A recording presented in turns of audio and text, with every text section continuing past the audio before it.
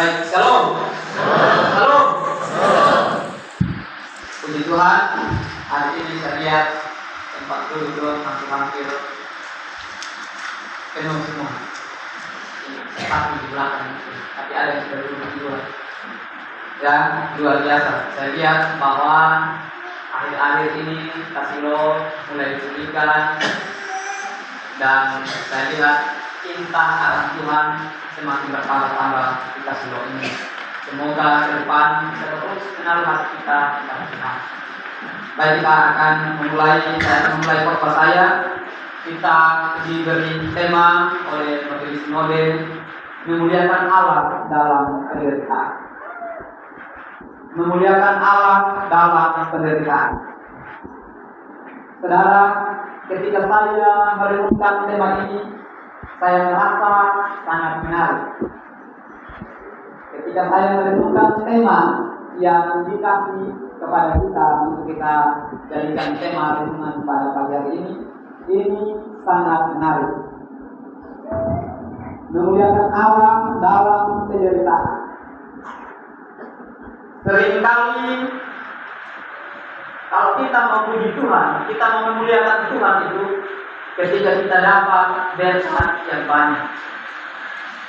Ya, mungkin rumput laut sedang gali-galinya,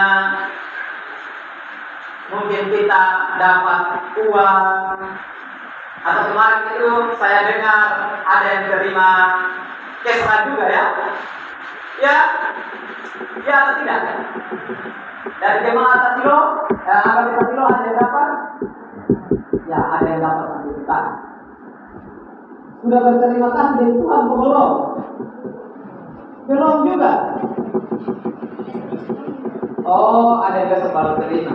Tapi sudah ada banyak yang diterima. Saya lihat di Facebook, di TikTok, di status-status WA itu ada yang sudah kasih naik. Mereka dapat berkat. Ya. Biasanya hal-hal seperti ini, keadaan-keadaan dan kondisi seperti ini, kita mudah sekali untuk bersyukur. Kita mudah sekali untuk memuliakan Tuhan. Ya.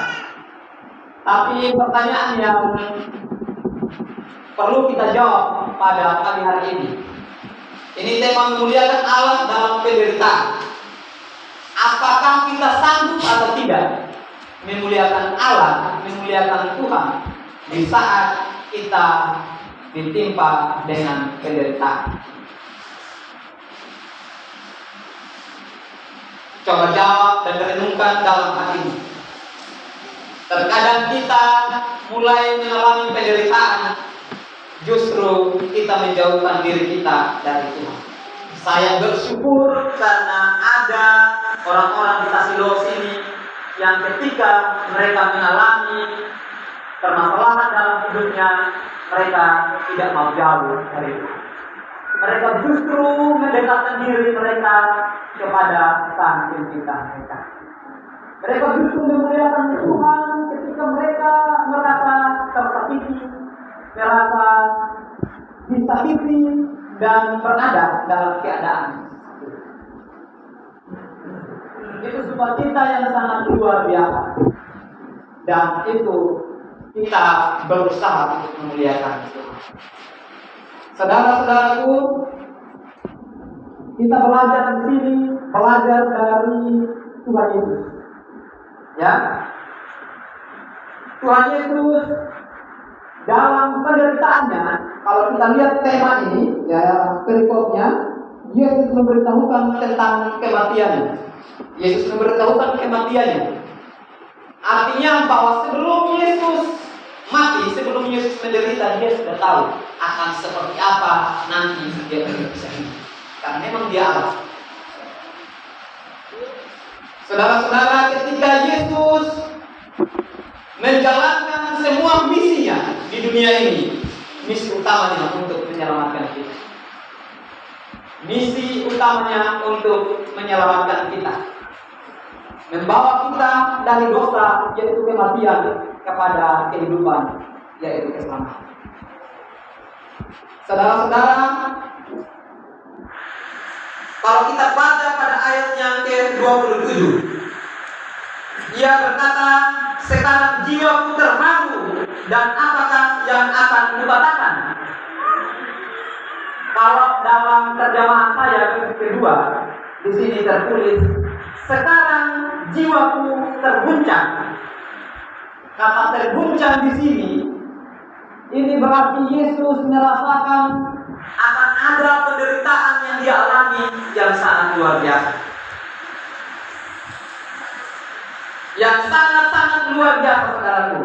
Lalu kemudian dia bilang, jiwaku terharu, dan apakah yang akan kukatakan? Bapa, selamatkan aku dari saat ini. Apakah dia minta kepada Allah untuk selamatkan dia dari kondisi itu? Tidak. Sebab untuk itulah aku datang dan ke dalam saat ini. Untuk itulah aku datang ke dalam saat ini. Artinya misi Yesus datang untuk itu. Ya, hal yang sangat luar biasa sekali. Kalau kau tahu, kalau kau akan mengalami penderitaan, kau punya satu visi, kau punya satu misi, bahwa kau akan menyelesaikan itu, tapi kau punya penderitaan, bahkan merenggut nyawa kita. Saya percaya satu persatu akan lari dari ini. Kita sudah cinta Tuhan sejak dari kecil kita sudah orang Kristen, kita lahir menjadi Kristen, berarti sejak kecil kita diajarkan dikenal tentang Tuhan Yesus, kita hidup dan sampai besar kita belajar lagi firman Tuhan.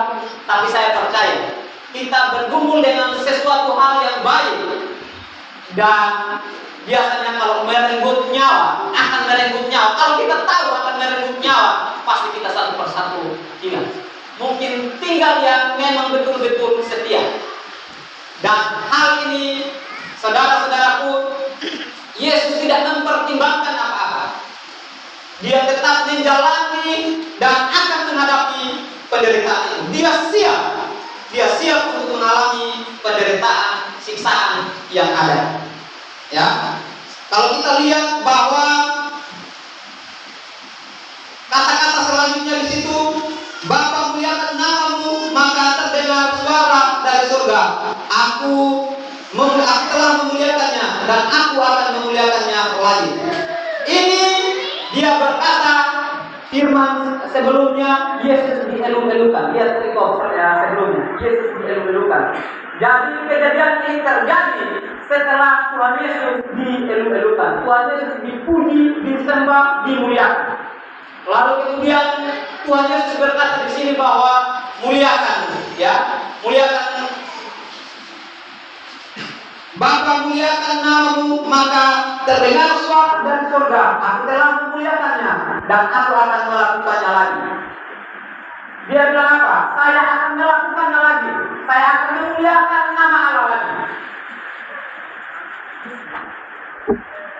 Firman ini sangat menggugah hati saya.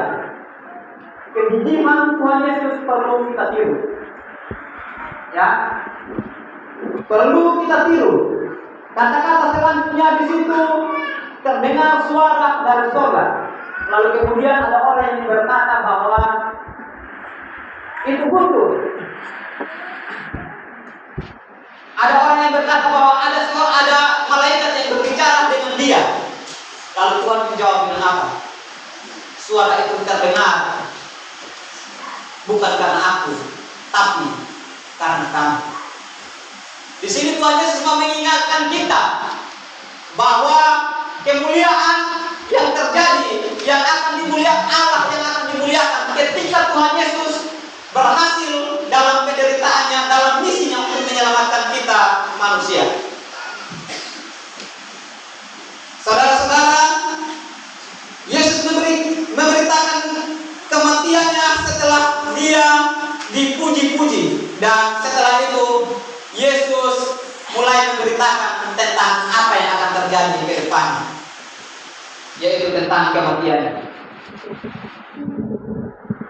Di dalam masa penantian untuk Yesus menderita ini, dia tetap memuliakan Tuhan. Tidak sekali-kali dia memuja Tuhan atau apa, tapi dia tetap memuliakan Tuhan. Saudara, ada beberapa poin yang saya mau kita belajar dari firman ini. Yang pertama, penderitaan bukan tanda Allah meninggalkan kita. Penderitaan yang Yesus alami bukan tanda bahwa Allah meninggalkan Yesus. Karena kemuliaan Allah justru dinyatakan dalam penderitaannya. Demikian juga kita. Ketika kita mengalami penderitaan yang terjadi ke dalam kehidupan kita, bukan berarti Tuhan meninggalkan kita. Sekali-sekali Tuhan tidak meninggalkan kita. Tadi malam saya ikut persekutuan dan saya dengar salah satu anak persekutuan yang bercerita tentang ketika dia sakit. Ketika dia sakit dan dia merasa bahwa mungkin dia pasti mati. Ketika dia minta pertolongan kanan kiri, tetap saja dia minta pertolongan, dia yakin bahwa dia pasti sembuh, tapi tidak sembuh. Tuhan terus menguji dia dengan penderitaan itu. Dia pergi ke Kupang lagi ke dokter. Lalu ketika dia ke sana, dia merasa baik sedikit. Tapi saudara-saudaraku, penderitaan itu terjadi bukan karena Tuhan sudah meninggalkan kita.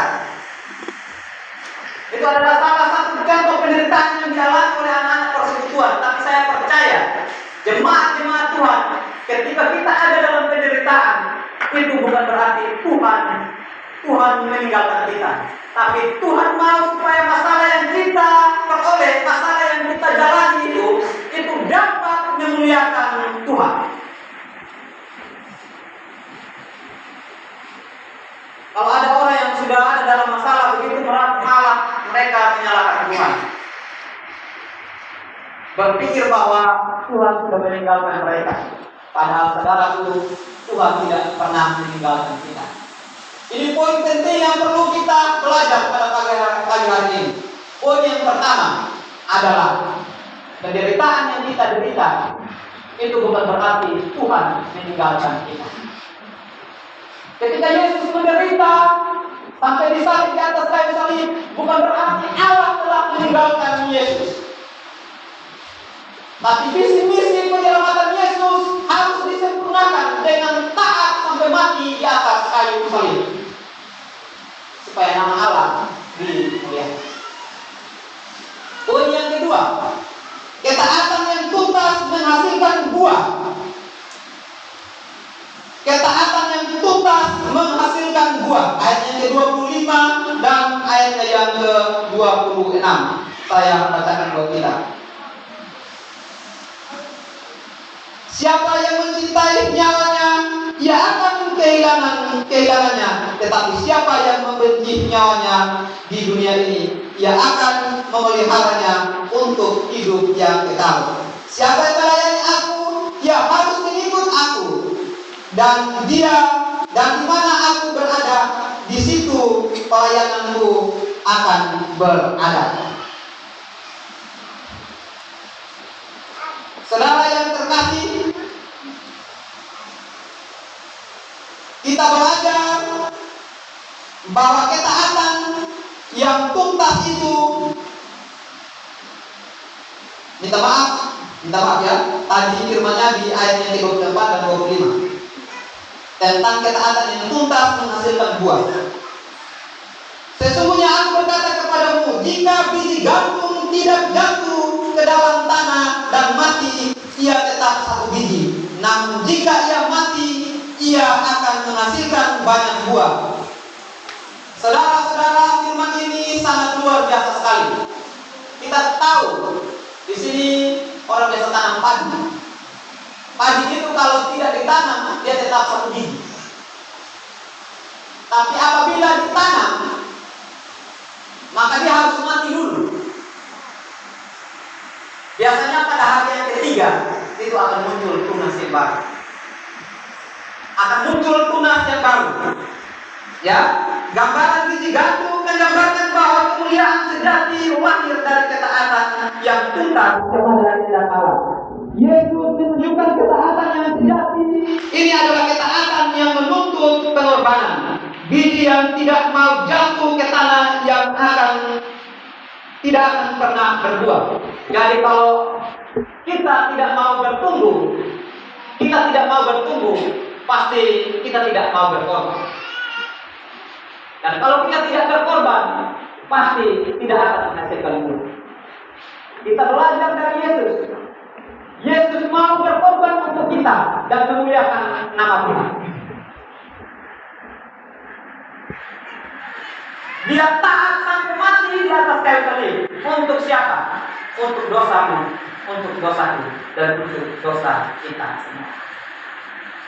Saudaraku, tadi lagu-lagu yang kita dengarkan semuanya itu lagu-lagu yang sangat luar biasa, yang menggugah hati kita mengenang akan apa yang dialami oleh Yesus ketika dia disalibkan dan hendak disalibkan. Saudara-saudaraku, saya berkata kepada kita semua dan untuk diri saya sendiri, matikan dan korbankan keegoisan kita. Matikan amarah dan keegoisan kita. Matikan kemunafikan kita. Matikan kejahatan kita. Korbankan semuanya itu. Hilangkan semuanya itu.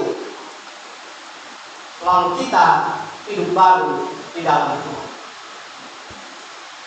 Kalau kita tidak mau mematikan pengorbanan, kita tidak mau mengorbankan keegoisan kita, kemunafikan kita, semua hal nafsu kita, maka percayalah, engkau tidak akan berbuah. Dikatakan bahwa biji yang tidak mau jatuh dan bertumbuh, tidak mau jatuh, tidak mau ditanam, tidak akan berbuah.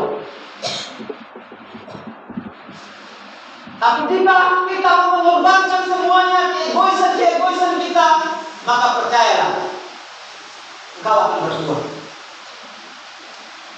Kita lihat apa yang dialami oleh Tuhan Yesus. Terkadang kita bilang, Yesus nyaman, Yesus mau berkorban lagi. Saudara-saudara, justru rasa nyaman itu membawa kita pada kematian yang kekal. Kita akan mati sampai selama-lamanya. Kita tidak akan hidup lagi. Poin yang ketiga, melekat pada Tuhan. Ayat yang ke-26 yang saya bacakan tadi. Intinya bahwa kalau kita mau melekat pada Tuhan, kita mau menjadi pelayan-pelayan Tuhan, percayalah, janji Tuhan bilang apa? Di mana Tuhan berada, di situ kita berada. Di mana Tuhan berada, di situ kita berada. Oleh sebab itu, hatimu harus terus melekat sama Tuhan.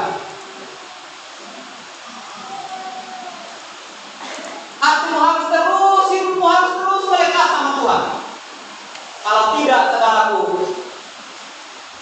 saya tidak tahu kehidupan menjadi seperti apa. Apabila hati kita, kehidupan kita terus melekat pada Tuhan, percayalah, Tuhan bilang apa? Di mana pelayananmu berada, di situ Tuhan berada. Pelayananmu akan diurapi dengan sangat luar biasa. Karena apa? Engkau melekat pada Allah. Pelayananmu akan membawa kemuliaan bagi nama Allah. Karena apa? Engkau cinta dengan Tuhan. Engkau hidup kudus. Engkau terus melekat pada hati.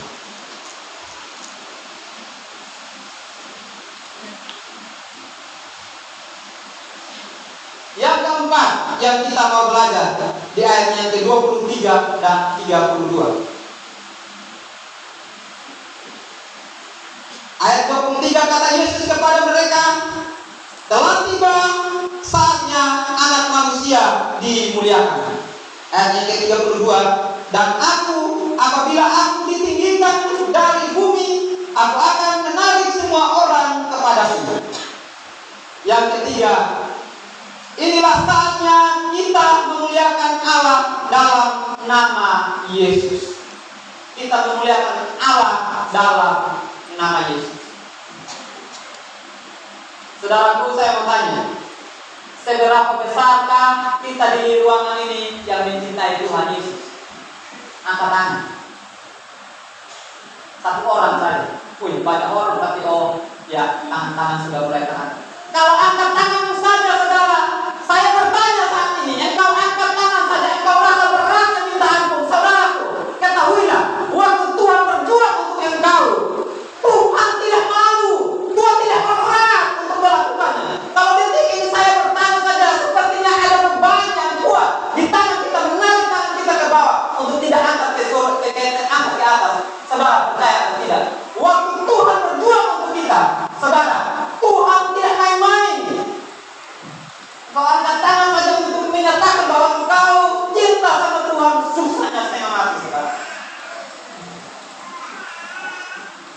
Saya mau tanya ulang lagi. Seberapa besar di sini kita yang mencintai Tuhan Yesus, yang punya tangan angkat tangan?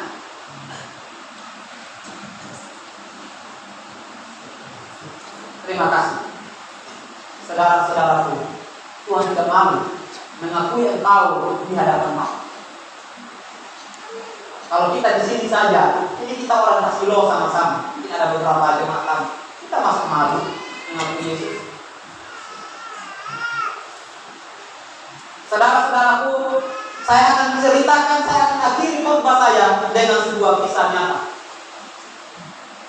Sebuah kisah nyata yang sangat luar biasa dan itu terjadi, saudara-saudara. Ada sebuah kisah, sebuah tokoh martir, dia mati untuk Tuhan Yesus. Dia adalah Ignatius.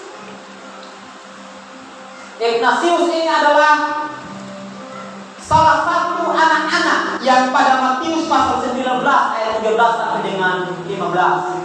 Anak-anak yang Yesus pergi, Yesus peluk dia, dan Yesus memberkati dia.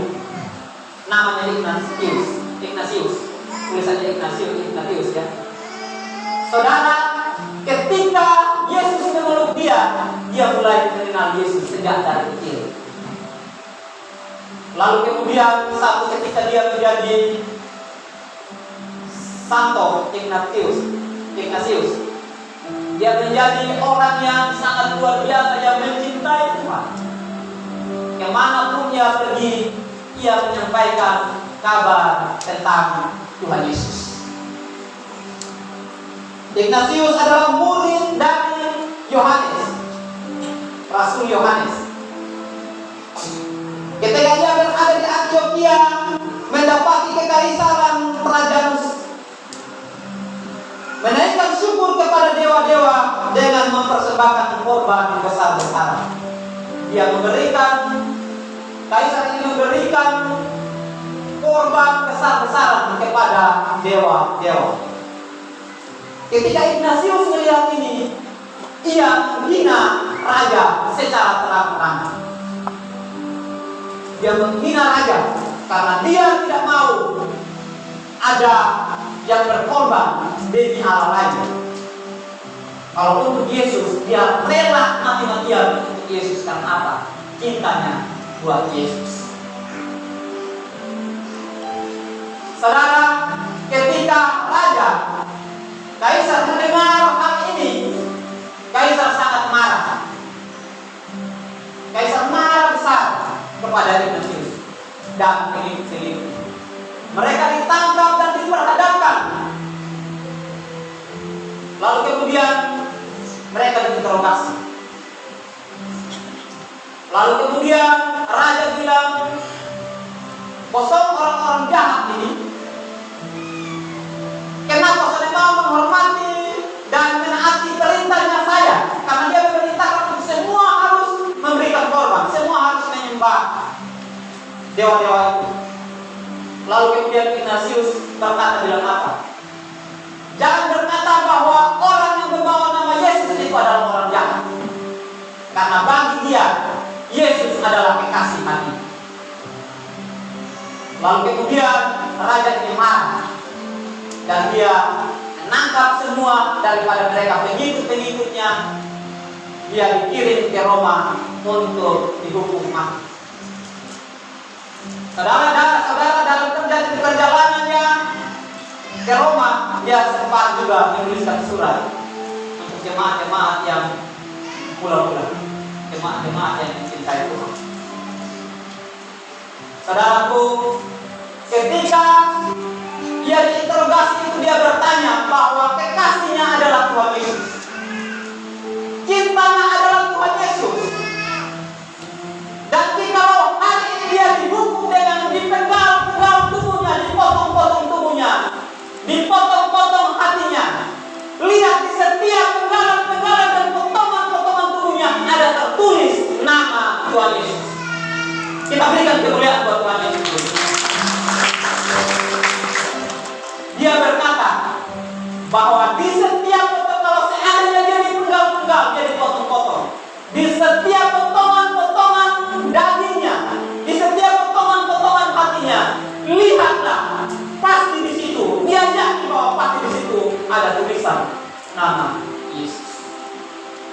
Pertanyaannya buat kita sekarang,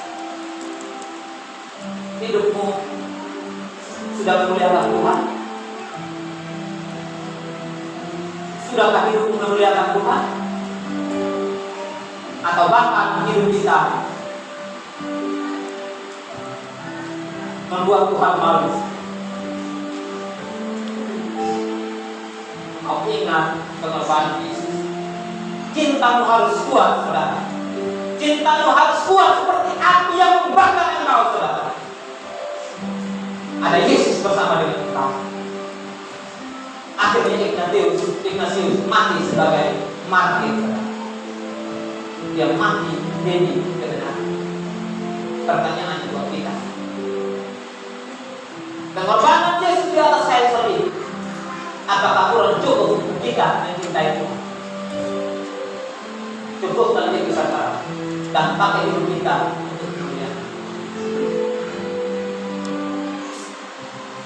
Kita sama-sama menyanyikan lagu Engkau Segalanya, dan saya akan mendoakan kita.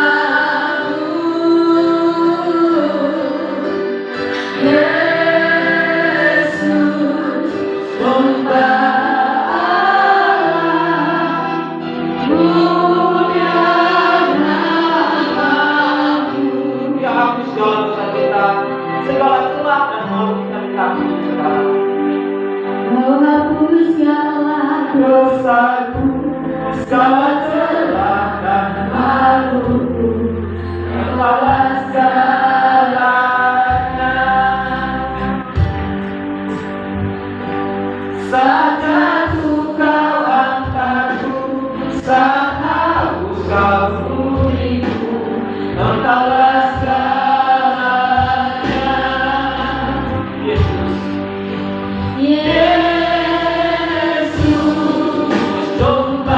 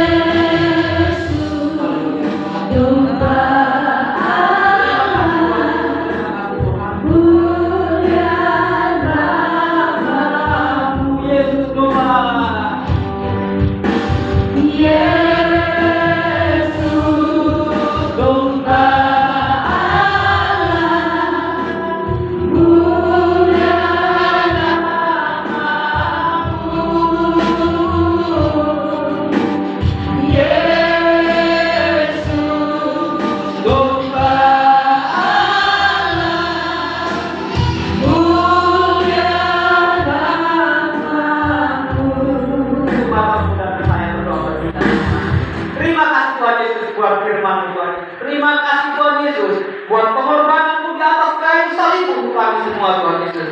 Hari ini Tuhan Yesus, kami mau pakai hidup kami Tuhan Yesus untuk memuliakan Engkau, untuk menyenangkan Engkau Tuhan Yesus. Kami mau lebih sungguh-sungguh dan lebih sungguh lagi untuk menyenangkan Engkau. Kami mau Tuhan Yesus di setiap hati kami Tuhan Yesus ada tertulis nama-Mu Tuhan Yesus. Terima kasih Tuhan Yesus buat firman-Mu. Dalam nama Tuhan Yesus Kristus kami berdoa kepada Bapa di surga. Haleluya. Amin.